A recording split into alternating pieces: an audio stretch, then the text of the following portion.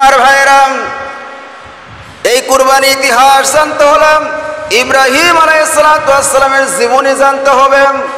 ইব্রাহিম আলাইহিসসালামের জীবনে এমন একটা নবী, যে নবীর তামামটা জীবনী ছিল সংগ্রামী জীবন। দুনিয়াতে আসার পূর্বে থেকে তার জীবনের সংগ্রাম শুরু হয়ে গেছে। আল্লাহ রাব্বুল আলামিন তার ইবাদতকে এত পছন্দ করেছেন, আল্লাহ পাক হযরত ইব্রাহিম আলাইহিসসালামকে খলিলুল্লাহ ডিগ্রি দান করেছেন। খলিলুল্লাহ বলা হয় এমন একটা উপাধি, এমন একটা ডিগ্রি। খলিলুল্লাহ তার প্রভুকে খুশি করার জন্য যা আদেশ করে তাই মানতে বাধ্য। আর হাবিবুল্লাহ, আমার নবীকে ডিগ্রি দেওয়া হয়েছে হাবিবুল্লাহ বলা হয় তার নবীকে খুশি করার জন্য আমার আল্লাহ ব্যস্ত হয়ে যায়। বলেন না সুবহানাল্লাহ। আল্লাহ রাব্বুল আলামিন হযরত ইব্রাহিম আলাইহিসসালামের ইবাদতকে এত পছন্দ করেছেন।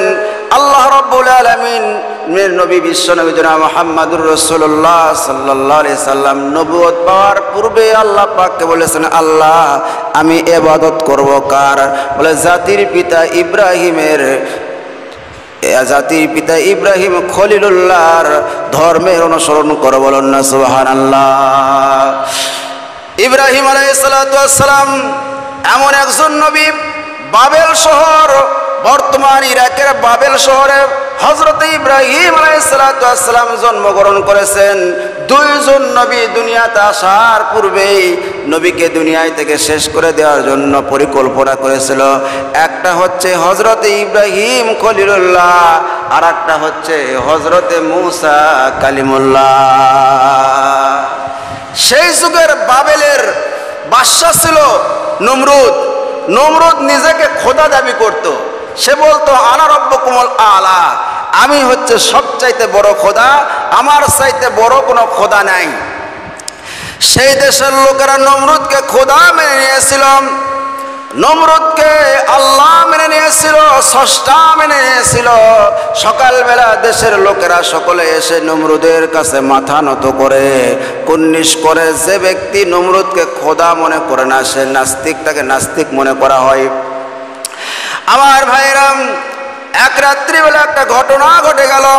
নমরুদ স্বপ্নে দেখতেছে তার রাজপ্রাসাদে স্বর্ণ কমলে স্বর্ণের সিংহাসনে বসে আছে। আর পশ্চিম দিক থেকে একটা ছোট্ট বালক, একটা ছোট্ট ছেলে তার দিকে এগিয়ে এসে তার নাকে একটা বক্সিন মারে, একটা ঘুষি মারে। একটা বক্সিনের নাক ফেটে গিয়ে, মাথা ফেটে গিয়ে পিনকিতে রক্ত ঝরে। ঘুম থেকে জাগ্রত হয়। ঘুম থেকে জাগ্রত হওয়ার পরে বলে বাঁচাও বাঁচাও। তার পাশে ছিল ফার্স্ট লেডি, তার স্ত্রী। তার স্ত্রী বলতেছে, কি হয়েছে, এত চিল্লাইতেছেন কেন, এত চিল্লান কেন, কি হয়েছে? বলে এমন একটা স্বপ্ন দেখেছি, আমি মনে হয় বাঁচবো না। বলে কি হয়েছে? বলে পশ্চিম দিক থেকে সুন্দর সুশ্রী সুনামদের অধিকারী পূর্ণিমার চাঁদের মতো একটা বালককে আসতে দেখলাম। আমি রাজপ্রাসাদে বসে আছি, আমার নাকে একটা বক্সিন মারে, ঘুষি মারে, আর আমার সমস্ত শরীর অবশ হয়ে গেছে, মাথা এখনো ব্যথা করতেছে। এবার স্ত্রী বলল, প্রাণের স্বামী, তুমি হচ্ছ খোদা, তুমি আল্লাহ, তুমি যদি চিল্লা চিল্লি করো দেশের জনগণের কি হবে, তোমার বান্দার কি অবস্থা হবে? সুতরাং চিল্লা চিল্লি করবো না, মান সম্মানও থাকবে না। যা কিছু করার আগামীকাল সকালবেলা করো। সকালবেলা রাজদরবার কয়টার সময় বসে? বল 10টায়। বলে আগামীকাল রাজদরবার বসাবেন 9টায়। বলে তারা কি 9টায় আসবে?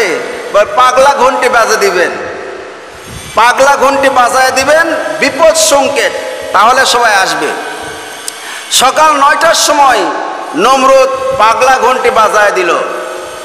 যতগুলো এমপি মন্ত্রী, তারপরে আপনার প্রধান বিচারক, সকলে হাজির হয়ে গেল, উপদেষ্টা মণ্ডলী। নমরুদ তো রাত্রে স্বপ্ন দেখেছে, মেজাজ তো খারাপ, এমনি কালো মানুষ। রাত্রে একটা ভয়ঙ্কর স্বপ্ন দেখে চেহারা আরো কালো হয়ে গেছে। কোনো কথা বলতেছে না, কেউ কোনো প্রশ্ন করার সাহসও পাইতেছে না।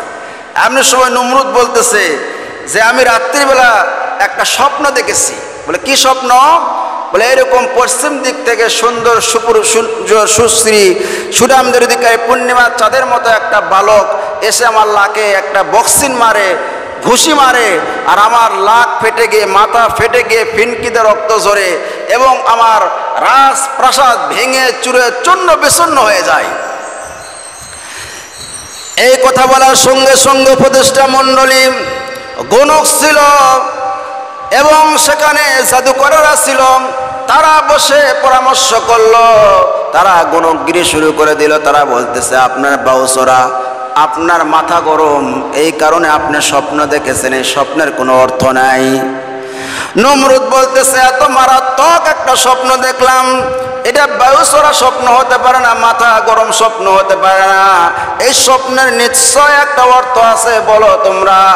সবাই বলতেছে স্বপ্নের কোনো অর্থ নাই, এমনি আপনি স্বপ্ন দেখেছেন। এমনি সময় রাজদরবারের একদম কানিতে বসে একজন মানুষ মাথা নাড়ায় বলতেছে উত্থান পতন ভাঙ্গা গড়ার স্বপ্ন, এটা কোনো সময় মাথা গরমের স্বপ্ন হতে পারে না। আল্লাহু আকবার কোন। নমরুদ বলতেছে ওই ছেলেটা মাথা নাড়ায় কেন? ওকে ডাক দাও, বলে হুজুর ওই হলো রাজাকার। ওই কি? ওই রাজাকার, ওই জঙ্গি, ওই আপনাকে মানে না, আপনাকে আল্লাহ বলে স্বীকার করে না। বলে এলা কথা পরে, আগে ডাক দাও। সেই সময় ওই যুবককে ডাক দেওয়া হলো, যুবক তুমি কেন মাথা নাড়াও আর বলো উত্থান পতন ভাঙ্গা চড়ার ভাঙ্গা গড়ার স্বপ্ন, এটা মিথ্যা হতে পারে না, এটা কি তুমি বলতেছ? এবার ওই যুবকটা বলতেছে, ওই যুবক যখন নমরুদের সামনে গিয়ে দাঁড়ায় গেল, দাঁড়ায় আছে সমস্ত রাজ দরবারের উপদেষ্টা মণ্ডলী বলতেছে বলছিলাম না হুজুর ই হলো রাজাকারী জঙ্গি, আপনার খোদা মানে না। বলে কি হয়েছে দেখেন না, আপনাকে কুন্নিশও করলো না, আপনাকে সেজদাও করলো না, এ একটা বেয়াদব।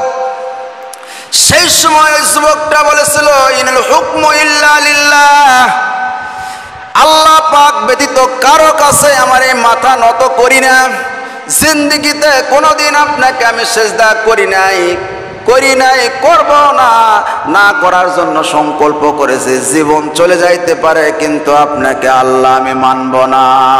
আল্লাহু আকবার কোন। ওই একজন মানুষের কাছে ওহির জ্ঞান ছিল। কিসের জ্ঞান বাবা? আর যতগুলো উপদেষ্টা মণ্ডলী আছে সবগুলা মন মস্তিষ্ক প্রসূত জ্ঞান। এই জন্য বলতেছে এমনি স্বপ্ন। বলতে তুমি কি স্বপ্নের ব্যাখ্যা তুমি কি করতেছো? বলে স্বপ্নের ব্যাখ্যা হচ্ছে যে একটা ছেলে আসবে, সেই ছেলেটা আল্লাহ পাকের নবী হবে এবং একক সত্য অধিপতি এক আল্লাহর দিনের দাওয়াত দিবে, আপনার তক্তে তাউসকে ভেঙে চুরে চূর্ণ বিচূর্ণ করবে। সেই সময় বলল নমরুদ দেখো তো গণকেরা, হিসাব নিকাশ করো ছেলেটা দুনিয়ায় আসছে কিনা, ওই দুষ্ট ছেলে আসছে কিনা। এবার সমস্ত গণকেরা বসে হিসাব নিকাশ করে বলতেছে হুজুর বাঁচা গেছে, এখনো সেই ছেলেটা দুনিয়াতে আসে নাই, এখনো দুনিয়ায় আসে নাই। বলে যাক বাঁচা গেছে, তাহলে তোমরা আমাকে পরামর্শ দাও উপদেষ্টা মণ্ডলী, এই ছেলে যেন দুনিয়াতে না আসে কি করা যায় বলো। সেই সময় উপদেষ্টা মণ্ডলীরা পরামর্শ দিল হুজুর এখন থেকে আপনি জন্ম নিয়ন্ত্রণ করেন, অর্থাৎ স্বামী স্ত্রী এক জায়গায় থাকতে পারবে না, স্বামীদেরকে জেলখানায় বন্দি করেন এবং নতুন কেউ বিবাহ করতে পারবে না পূর্ণ আদেশ না আসা পর্যন্ত, তাহলেই তো এই ছেলেটা দুনিয়া আসবে না। নমরুদ বলতেছে বেটা যা পেটে গেছে ওটা কি হবে? বলে যেটা পেটে গেছে বাচ্চা হওয়ার পরই তাকে দুনিয়াতে খতম করে দেওয়া, অথবা মায়ের পেট কেটে সন্তানকে বাহির করে খতম করে দেওয়া, তাহলে আপনার শত্রু আর দুনিয়ায় আসবে না। নমরুদ বলল খুব সুন্দর পরামর্শ। সেই সময় দেশের সমস্ত ছেলে মানুষদেরকে, বিবাহিত ছেলেদেরকে জেলখানার মধ্যে বন্দি করা হলো। আমার ভাইয়েরাম, সেই জেলখানার মধ্যে ইব্রাহিম আলাইহিস সালাতু ওয়াস সালামের বাবা আজর, সুবহানাল্লাহ কোন, আজর ছিল ঠাকুর। এই ঠাকুর আজর সেও জেলখানার মধ্যে বন্দী, জেলখানার মধ্যে আছে।